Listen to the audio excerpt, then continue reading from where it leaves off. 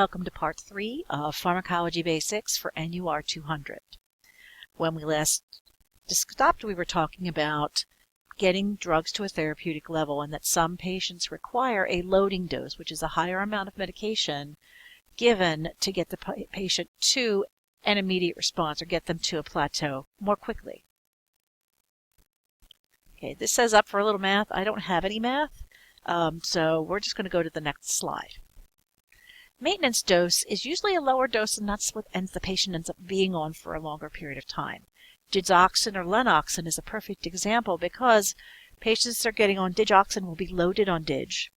Another example is amiodarone, where they'll get a loading dose of amiodarone, and then we'll get a maintenance dose, which is a little bit lower, but such that it's going to keep the drug concentration in plasma at a therapeutic range. And patients that are on maintenance doses of medications oftentimes will have to have their levels monitored to ensure that they are within that therapeutic range and not getting into a high dose range. Okay, objective number 10, we're going to talk about drug agonist versus drug antagonist. So let's talk about drugs are typically made to bind to receptor sites on target organs or tissues to cause an effect. So you can think of the drug molecule locking onto a receptor site to form a drug receptor complex. This is the same way that hormones work when they're eliciting a response.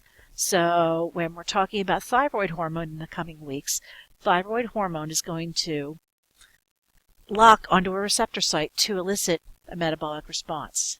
And TSH is going to lock onto receptor sites on the thyroid gland to elicit a release of thyroid hormone. So think of it as a lock and key mechanism. Generally, drugs can be classified as agonists, or ones that are going to bind to a receptor and produce the same response as a natural substance.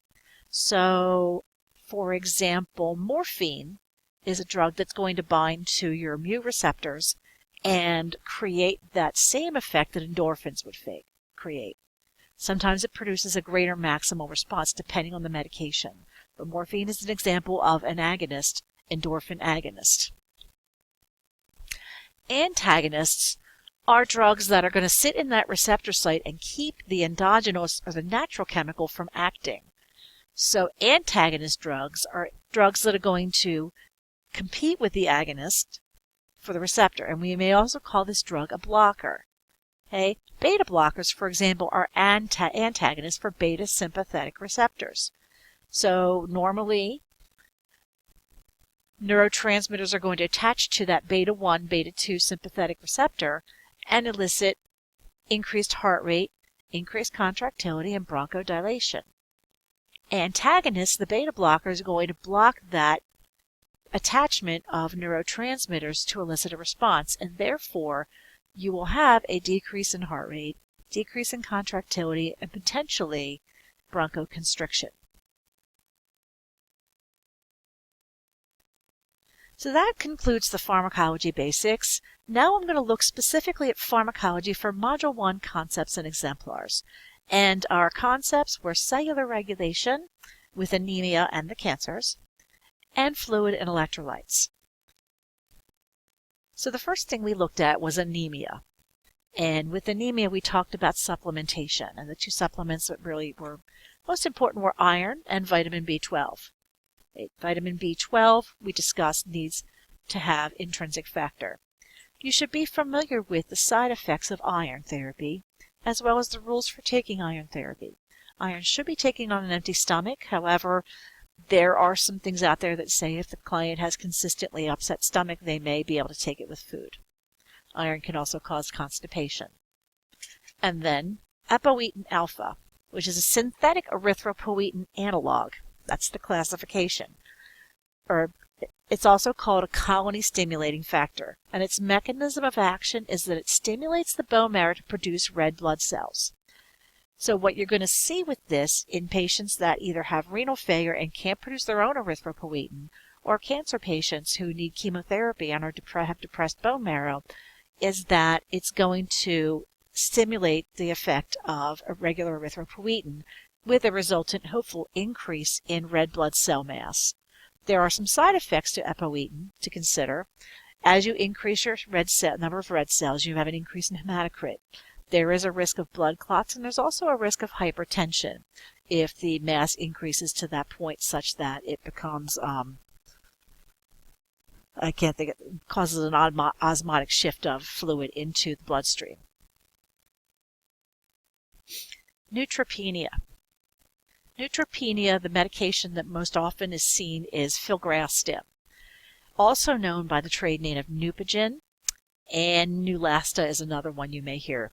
But I want you to think about filgrastim, and maybe you can think of stim as stimulating the bone marrow to increase the number of good functioning neutrophils.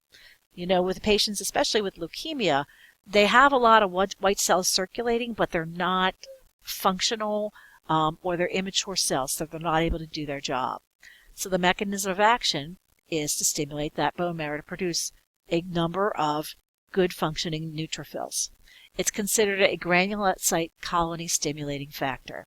And things to remember with Neupogen are that it can cause bone pain as a side effect, and that it is an injectable, as is Epogen, or epoetin alpha.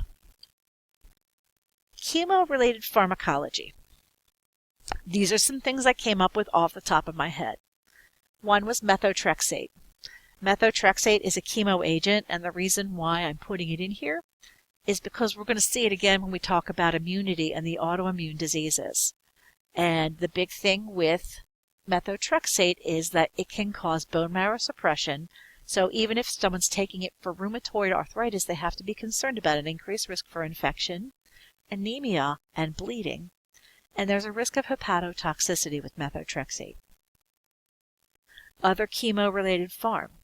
We discussed allopurinol as an anti-gout agent, which decreases the uric acid levels. Allopurinol is used in patients with tumor lysis syndrome to decrease their uric acid levels and reduce the effect that uric acid has on the kidneys. Dronabinol is something that may or may not have been discussed in class, but dronabinol, also known as Marinol, is a cannabinoid. And those of you know what cannabinoid is, it's basically a derivative of marijuana. It is used in cancer patients as an appetite stimulant or an anti-nausea medication. Okay, so this may be some of that medical marijuana that you hear people talking about. Another medication that's common to patients with chemo is ondansetron, which is also known as Zofran, and it's an anti-nausea medication. Graft versus host disease. There are two different levels with graft versus host. One is prevention. So prevention involves suppressing the immune response, because we know the graft versus host disease is the transplanted immune system is attacking the host or the patient. So things like tacrolimus and cyclosporin and azathioprine, which is not written here, are things that can be given as a prevention for graft versus host. Unfortunately, with an immunosuppressant, the most obvious side effect is a suppressed immune system. Secondly, you have to be careful with nephrotoxicity with some of these medications because they can be very hard on the kidneys. Treatment of graft versus host usually involves glucocorticoids or corticosteroids, and there's many of them. So let's talk about recognizing a classification or category of medications. Corticosteroids often are going to end with SNOE, like prednisone or methylprednisolone. Decadron is, dexamethasone. So SONE or SOLONE are ways that you can recognize corticosteroids. As we move forward, we're going to talk a lot about corticosteroids as they are used to suppress an immune response, as well as to decrease inflammation. With breast cancer, tamoxifen is a medication that we discussed that binds to the estrogen receptors for patients that have an estrogen-positive cancer. Patients that have estrogen-positive cancers will be on tamoxifen for up to 5 years after a diagnosis and treatment for breast cancer. There are some adverse drug reactions as well as benefits for the drug. This is more of a nice to know than a need to know, but kind of keep that in mind as we review breast cancer medications. diabetes insipidus and SIADH. DDAVP, also known as desmopressin, vasopressin, is a synthetic antidiuretic hormone.